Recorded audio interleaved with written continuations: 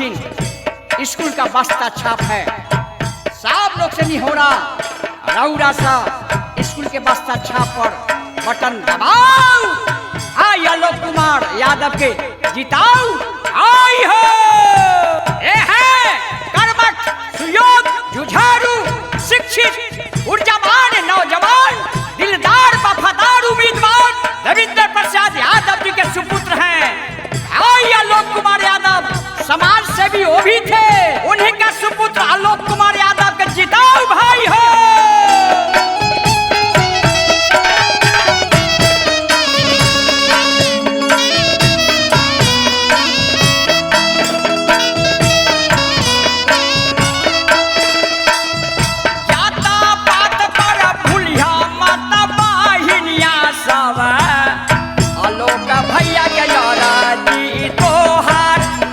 भैया के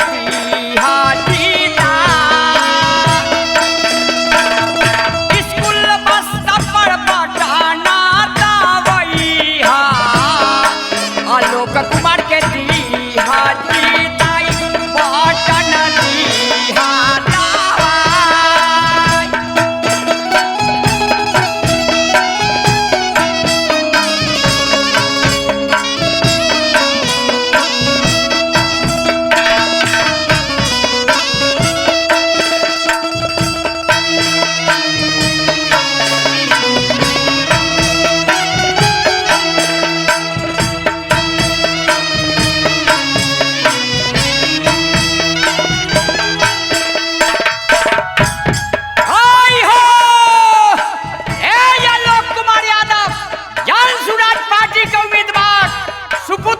देवेंद्र प्रसाद यादव, पूर्व केंद्रीय मंत्री, भारत सरकार आलोक कुमार हैं। चुनाव चिन्ह स्कूल का बस्ता छाप पर बटन दबाओ रौरा सब भाई हो।